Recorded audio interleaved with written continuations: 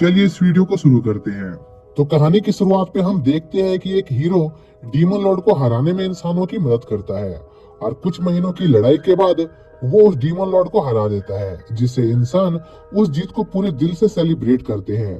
पर उस हादसे के 3 महीने बाद डीमन रिले में एक कंपटीशन ऑर्गेनाइज किया जाता है नए डीमन लॉर्ड को चुनने के लिए, जिसमें एलेक नाम का एक आदमी पार्टिसिपेट करता है।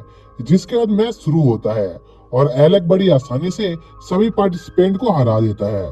इसी बीच हम वॉल्मिर नाम की एक लड़की को देखते हैं जो 4 डीमन जनरल में से एक थी। तभी उसका असिस्टेंट हैन उसे उस टूर्नामेंट के कुछ फुटेज दिखाता है और उसे बताता है कि इस टूर्नामेंट के एवरेज पार्टिसिपेंट का लेवल 45 है, जो कि काफी अच्छा था। पर वॉल्मिर इससे भी ऊंचे लेवल की उम्मीद कर रही थी। जिसके बाद उनकी नजर एलेक पर जाती है और वो उसकी पावर देखकर बहुत ज्यादा हैरान होते हैं। जो देखकर हैन वॉल्मिर को बताता है कि उसके हिसाब से इस टूर्नामेंट को पक्का एलेक ही जीतेगा। पर वॉल्मिर इससे बिल्कुल भी खुश नहीं थी, क्योंकि एलेक एक इंसान था। इसलिए वो हैन से पूछती है कि आखिर एक इंसान उनके टूर्नामेंट में कैसे पार्टिसिपेट कर सकता है। जिस पर हैन बताता है कि उनके रूल्स के हिसाब से सभी लोग उनके टूर्नामेंट में पार्टिसिपेट कर सकते हैं। पर वॉल्मिर अभी भी इस चीज से खुश नहीं थी, क्योंकि डीमंस और इंसानों की दुश्मनी कई सदियों से चली आ रही थी। तभी हैन वॉल्मिर को ज्यादा चिंता करने से मना करता है और उसे एलेक का इंटरव्यू देखने को कहता है, जो एलेक उस टूर्नामेंट को जीतने के बाद दे रहा था। जहां पर एलेक सभी से कहता है कि वो इंसानों से बहुत ज्यादा नफरत करता है और एक दिन वो सभी इंसानों को खत्म कर देगा। पर वॉल्मिर को अभी भी एलेक की बातों पर यकीन नहीं था। उसे लग रहा था कि एलेक झूठ बोल रहा है। जिस पर हैन वॉल्मिर को बताता है कि इस टूर्नामेंट में पार्ट लेने से पहले सभी पार्टिसिपेंट ने एक कॉन्ट्रैक्ट साइन किया था, जिसके हिसाब से उन लोगों का अटैक रिंग के बाहर के लोगों पर काम नहीं करेगा। पर यह सुनने के बावजूद भी वॉल्मिर हैन को एलेक पर नजर रखने को कहती है। तभी वॉल्मिर की नजर एलेक पर जाती है, जो अपने ओपोनेंट को हरा देता है। पर बाद में वो उसकी तारीफ भी करता है, जो देखकर वॉल्मिर को गुस्सा आने लगता है, क्योंकि उसे लग रहा था कि एलेक नाटक कर रहा है, इसलिए कोई भी डीमन एलेक को सपोर्ट नहीं करेगा।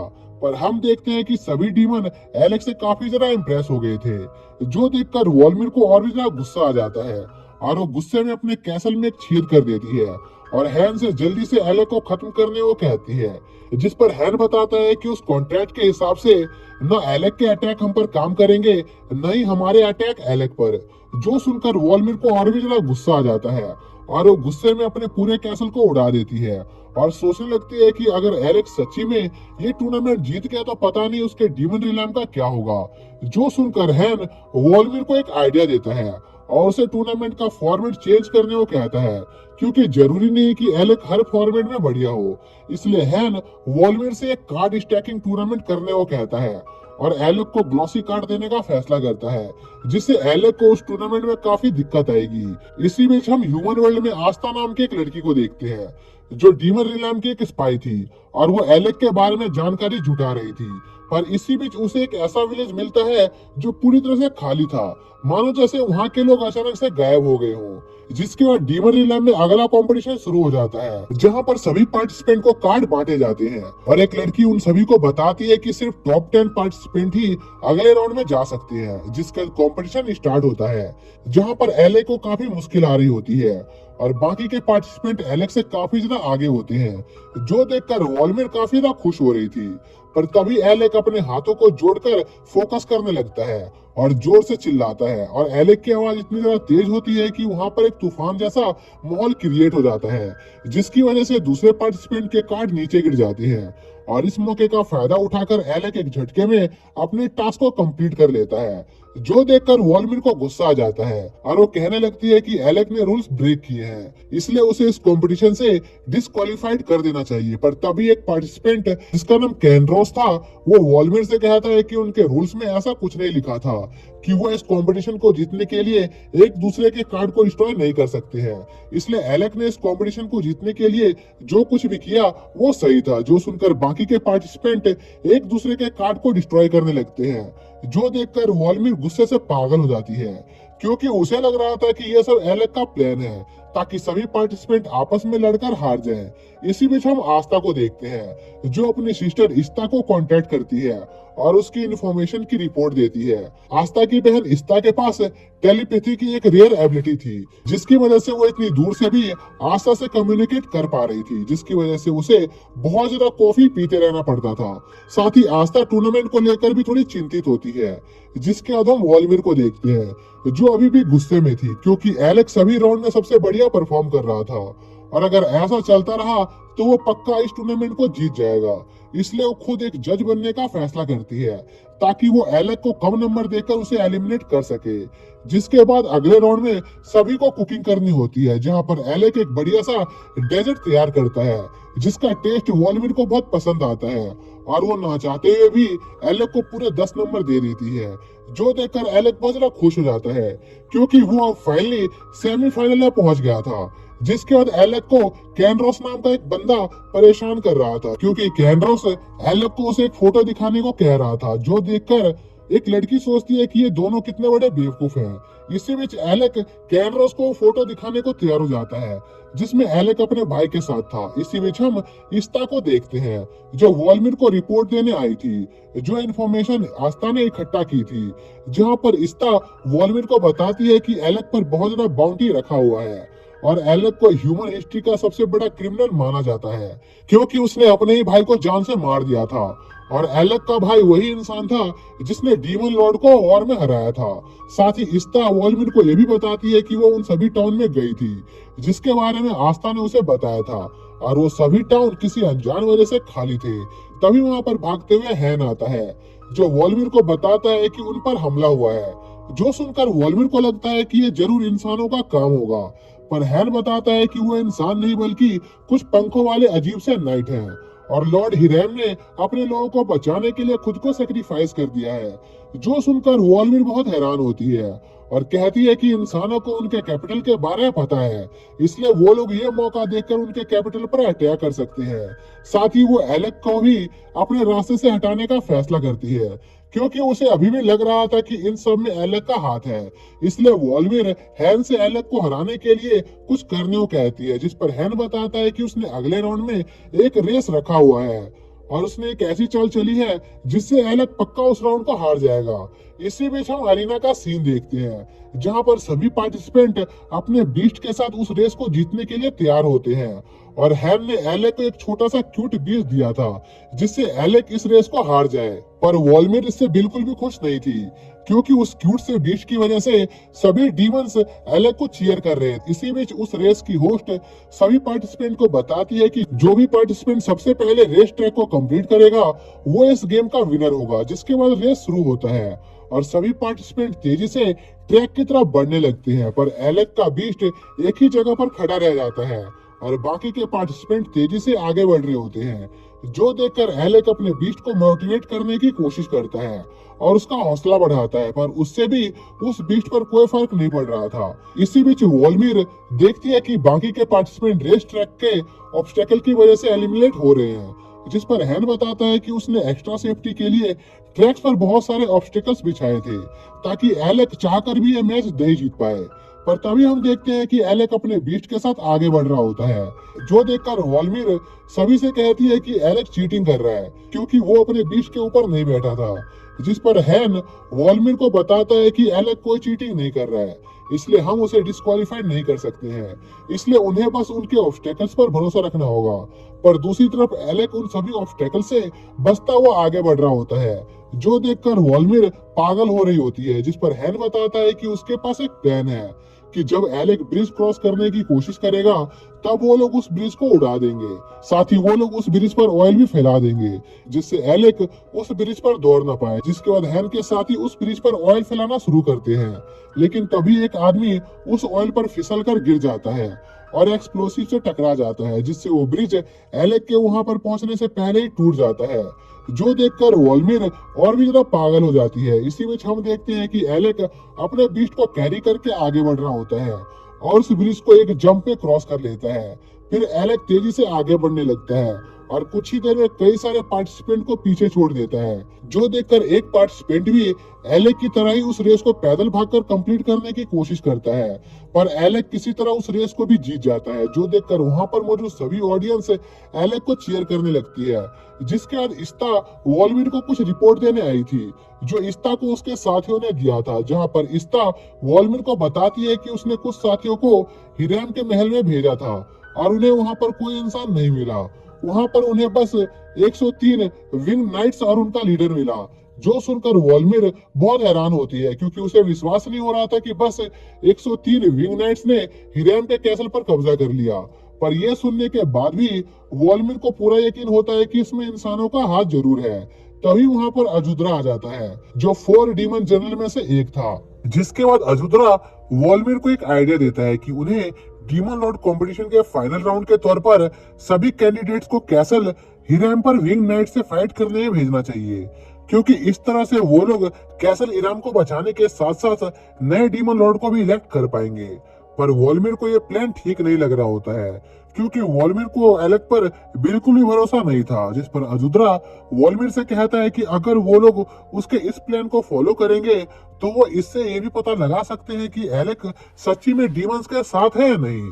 लेकिन इसके बावजूद भी वॉल्मिर को काफी ज्यादा चिंता हो रही थी, क्योंकि एलेक काफी ज्यादा पावरफुल था और अगर मिशन के दौरान उसने एनिमी का साथ देना शुरू कर दिया तो उन्हें काफी ज्यादा नुकसान हो सकता था। जिस पर अजुद्रा वॉल्मिर को इस बात की चिंता करने से मना करता है और अपने हाथों में से एक ग्रीन रिंग निकालता है और वॉल्मिर को बताता है कि यह एक स्पेशल रिंग है, जिसकी वजह से अगर एलेक उन्हें धोखा भी दे देगा तो उसके अटैक का डीमंस पर कोई असर नहीं होगा। लेकिन इसके बावजूद भी अजुद्रा इस मिशन के लिए डीमन किंग कैंडिडेट्स के साथ एक पावरफुल पर्सन को भेजने का फैसला करता है, जिसके लिए अजुद्रा वॉल्मिर का नाम सजेस्ट करता है, क्योंकि अजुद्रा जानता था कि वॉल्मिर एक काफी पावरफुल जनरल है और ऊपर से वॉल्मिर एलेक को पसंद नहीं करती थी। इसलिए अगर एलेक ने मिशन के दौरान सच्ची में उन्हें धोखा दे दिया तो वॉल्मिर एलेक को बचकर नहीं निकलने देगी। फिर हम इस मीटिंग के 5 दिन के बाद का सीन देखते हैं, जहाँ पर सभी कैंडिडेट्स मिशन के लिए तैयार हो रहे होते हैं और अजुद्रा की दी हुई वो ग्रीन रिंग पहन लेते हैं। इसी बीच वहाँ पर ब्रॉक सभी कैंडिडेट्स को उनके मिशन के डिटेल्स बता रही होती है और उन्हें उनके एग्जामिनर हैना से मिलवाती है, जो कि असल में वॉल्मिर होती है, जिसका काम इस मिशन के दौरान लाइफ थ्रेटनिंग सिचुएशन में डीमन किंग कैंडिडेट्स की जान बचाने का होता है। जिस पर हैना उन लोगों के सामने अपना इंट्रोडक्शन देने लगती है, जहां पर हायरा को ऐसा लग रहा था कि उसने हैना को पहले भी कहीं देखा है। जिस पर एलेक हैना को उनके कुकिंग कंपटीशन के दौरान बनी हुई जज के तौर पर पहचान लेता है और उससे हाथ मिलाता है। वहीं दूसरी तरफ हम आस्था को देखते हैं, जो कि ह्यूमन वर्ल्ड में मौजूद होती है, जहां पर आस्था ह्यूमन वर्ल्ड को अपने एम्पायर से कंपेयर कर रही होती है, जो कि चारों तरफ से पॉइजनस गैस से ढका हुआ था, जहां के सभी डीमन कैसल के अंदर एक प्रोटेक्टिव बैरियर में रहते थे। जो सोचने के बाद आस्था वहां से कहीं पर चली जाती है। इसी बीच हमारे कैंडिडेट्स अपने कंपटीशन के फाइनल राउंड के लिए ओरोस किंगडम निकल जाते हैं, जहां पर डीमन रिलैम के सभी लोग उनका हौसला बढ़ाने आए होते हैं और अपनी जर्नी के दौरान उन सभी कैंडिडेट्स का सामना काफी सारे मॉन्स्टर से हो जाता है, जो उन्हें चारों तरफ से घेर लेते हैं। जिस पर हायरा उन मॉन्स्टर से लड़ने लगती है।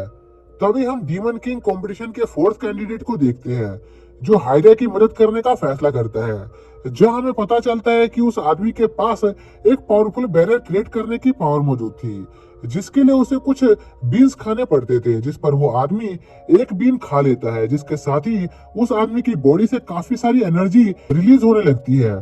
पर उस एनर्जी की वजह से काफी सारे मॉन्स्टर भी वहां पर आ रहे थे। जिस पर हैना उस आदमी से पूछती है कि आखिर उस बैरियर को एक्टिवेट होने में और कितना समय लगने वाला है। जिस पर वो आदमी हैना से कहता है कि इसमें उसे आधे घंटे का समय लगेगा। जो सुनकर हैना का दिमाग खराब हो जाता है और वो अपनी पावर्स का यूज करके उन सभी मॉन्स्टर को जलाकर मार देती है। जो देखकर हायरा हैना की सच्चाई जान जाती है। जिसके बाद वो सभी लोग एक होटल पहुंच जाते हैं, जो कि एक प्रोटेक्टिव बैरियर से ढका हुआ था। जहां पर हैना देखती है कि सभी लोग इस जर्नी से काफी ज्यादा थक गए थे, लेकिन एलेक बिल्कुल भी थका हुआ नहीं था। जिस पर वॉल्मिर को लगता है कि शायद से एलेक की बॉडी डीमन रिलैम के पॉइजन से इम्यून है।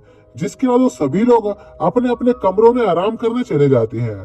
पर इसी बीच हायरा और कैंड्रोस आपस में हैना की रियल आइडेंटिटी के बारे में डिस्कशन कर रहे होते हैं, जहाँ पर हायरा कैमरन को बताती है कि हैना असल में लेडी वॉल्मिर थी, जो उनके साथ एलेक पर नजर रखने आई थी। पर इसी बीच हैना वहाँ से गुजर रही होती है, जो उनकी बातें सुन लेती है और उनसे कहती है कि वो हैना ही है, जिसे मैनेजमेंट ने उनका ध्यान रखने के लिए भेजा है। साथ ही हैना उन दोनों को उनकी इस बात के बारे में किसी को भी बताने से मना करती है, जिस पर हायरा कंफर्म हो जाती है कि हैना असल में लेडी वॉल्मिर ही थी। जिसके कुछ समय बाद एलेक उन सभी के लिए काफी बढ़िया खाना बनाता है और उन सभी को अपने फूले सोले दिखा रहा होता है, जिससे हैना को काफी ज्यादा गुस्सा आ रहा था, क्योंकि वो इस वजह से अपने खाने को एंजॉय नहीं कर पा रही थी। इसी बीच हम अजुद्रा और हैन को देखते हैं, जो आपस में पत्ते खेल रहे थे। तभी वहां पर ब्रूक आ जाती है, जो उन लोगों को कैंडिडेट्स के बारे में बताने लगती है कि कैंडिडेट्स जल्द से जल्द उरुम किंगडम पहुंचने के लिए अंडरग्राउंड रूट का इस्तेमाल करने वाले हैं। जो सुनकर हैन थोड़ा चिंता में होता है, क्योंकि अंडरग्राउंड रूट में मौजूद पॉइजन काफी ज्यादा स्ट्रॉन्ग था। साथ ही वहां पर काफी सारे मॉन्स्टर भी मौजूद थे, इसलिए वो उन लोगों को दूसरे रास्ते लेने के लिए ऑर्डर देने का सोचते हैं। पर अजुद्रा हैन को ऐसा करने से मना करता है, क्योंकि अजुद्रा को पूरा यकीन था कि वॉल्मिर सब संभाल लेगी, क्योंकि उसकी एबिलिटी लार्ज स्केल बैटल के लिए काफी बढ़िया थी। जिसके बाद हम कैंडिडेट्स के ग्रुप को देखते हैं, जो अंडरग्राउंड रूट के पास पहुंच गए थे, जिस पर हैना उन लोगों को स्ट्रिक्टली इंस्ट्रक्ट करती है कि उन लोगों को बस उनके सामने मौजूद मॉन्स्टर पर ध्यान देना है, ताकि वो लोग जल्द से जल्द अंडरग्राउंड रूट से बाहर निकल सके। जिस पर वो लोग हैना के ऑर्डर को फॉलो करते हुए अंडरग्राउंड रूट में ट्रेवल करने लगते हैं और काफी सारे मॉन्स्टर को अवॉइड कर रहे होते हैं। पर तभी हायरा हैना के डायरेक्शन में पॉइंट करती है, क्योंकि हैना के पीछे एक काफी बड़ा मॉन्स्टर मौजूद था, जिसे न्यू वर्ल्ड ऑर्डर के नाम से जाना जाता था, जो कि उन्हीं जगहों पर पाया जाता था जहां पर पॉइजनस गैस की मात्रा ज्यादा होती थी। जिस पर एलेक उस मॉन्स्टर से अकेले लड़ने का फैसला करता है और उस मॉन्स्टर की तरफ बढ़ने लगता है।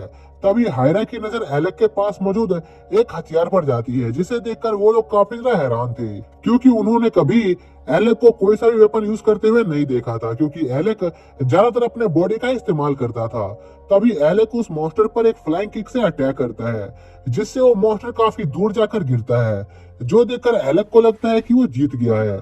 इसलिए एलेक अपनी स्वॉर्ड निकालकर अपने जीत को सेलिब्रेट करने लगता है, जो कि काफी ज्यादा छोटी होती है। पर हैना इस दौरान ये सोच रही होती है कि एलेक ने पहले कभी भी न्यू वर्ल्ड ऑर्डर से फाइट नहीं की थी, तो आखिर वो उस मॉन्स्टर को देखने के बाद सरप्राइज क्यों नहीं हुआ। जिसके बाद वो सभी लोग फाइनली अंडरग्राउंड रूट के बाहर आ जाते हैं, जहां पर उन्हें उरुम किंगडम का कैसल दिखाई देता है। तभी उनकी मुलाकात एक जासूस से होती है, जो कि उरुम किंग पर नजर रख रहा होता है, और वो जासूस उन लोगों को उरुम किंगडम में घुसने के लिए एक सीक्रेट रास्ता दिखाता है, जिस पर वो सभी लोग उस सीक्रेट रास्ते से उरुम किंगडम में एंटर करने लगते हैं। जहां पर एंट्री करने से पहले हैना सभी कैंडिडेट्स को सभी रूल्स बताती है, जो इस मिशन के दौरान उन सभी कैंडिडेट्स को फॉलो करने थे। इसी बीच हायरा मन ही मन कोरैन और एलेक को हराने का प्लान बना रही होती है। तभी हम पास्ट का सीन देखते हैं, जहां पर अजुद्रा वॉल्मिर को उसकी चोटों और एलेक से उसकी पहली मुलाकात के बारे में बता रहा होता है, जो तब हुई थी जब अजुद्रा ने अपने ग्रीन कॉन्ट्रैक्ट को बनाना खत्म किया था। उस दौरान एलेक अजुद्रा के किंगडम में घुसने की कोशिश कर रहा था, लेकिन एलेक पर अजुद्रा के किसी भी ट्रैप का कोई असर नहीं हो रहा था। पर इसी बीच अजुद्रा अपने ही एक ट्रैप से घायल हो जाता है, पर इसके बावजूद भी एलेक उसे जान से नहीं मारता है। इसलिए अजुद्रा को यकीन था कि एलेक उन्हें धोखा नहीं देगा। जिसके बाद वो लोग उरुम किंगडम में एंटर करते हैं, जहां पर उनका सामना विंग सोल्जर्स के ग्रुप से हो जाता है, जिस पर हायरा अपने साथियों को विंग सोल्जर्स को रोकने को कहती है और खुद उनके लीडर से लड़ने का फैसला करती है, जिस पर वो सभी लोग उन सोल्जर से लड़ने लगते हैं। पर तभी विंग सोल्जर्स का लीडर काफी तेजी से मूव करके अपने एक ही अटैक से हायरा का हाथ काट देता है, जिससे हायरा नीचे गिर जाती है, जो देखकर विंग सोल्जर्स का लीडर हायरा को मारने उसकी तरफ बढ़ने लगता है। लेकिन तभी एलेक विंग सोल्जर्स के लीडर को ईडल कहकर पुकारता है, जो सुनकर वो लीडर काफी ज्यादा शॉक होता है, क्योंकि उसे लगा नहीं था कि उसकी अवेकनिंग के बाद कोई भी उसे पहचान पाएगा। जो कहने के साथ ही ईडल अपने हेलमेट को उतारता है और एलेक को बताता है कि वो अपनी अवेकनिंग के बाद भी अपनी पर्सनैलिटी इसलिए मेंटेन कर पाया क्योंकि वो काफी ज्यादा टैलेंटेड है, लेकिन उसके साथ ही इतने खुदकिस्मत नहीं थे। जो सुनकर वॉल्मिर को समझ आ जाता है कि सभी विंग सोल्जर्स असल में इंसान ही थे, जिन्हें किसी रिचुअल का इस्तेमाल करके विंग सोल्जर्स के रूप में अवेकन कर दिया गया है, जिससे उनकी ताकत काफी ज्यादा बढ़ गई थी। तभी विंग सोल्जर्स का एक ग्रुप उन पर हमला करने उनकी ओर बढ़ने लगता है, पर वॉल्मिर बड़ी आसानी के साथ उन सोल्जर्स को जला देती है और सोचती है कि भले ही अवेकनिंग की वजह से ह्यूमन पहले से थोड़ा ज्यादा शक्तिशाली हो गए हैं, लेकिन अभी भी वो एक हीरो के मुकाबले काफी ज्यादा कमजोर हैं। जिस पर एडल उन्हें बताता है कि उनकी पुरानी ह्यूमन हिस्ट्री में सिर्फ एक ही हीरो पैदा हुआ था, जिसे मरे हुए 255 साल हो चुके हैं, लेकिन अवेकनिंग के बाद वो सभी ह्यूमंस भी हीरोज बन गए थे, जो हर लड़ाई के साथ और ज्यादा ताकतवर होते जाते हैं। जो सुनकर वॉल्मिर सोचती है कि अगर उन लोगों ने इन अवेकन्स को ग्रो होने के लिए और ज्यादा समय दिया तो वो लोग उनके डीमन किंगडम को पूरी तरह से खत्म कर देंगे।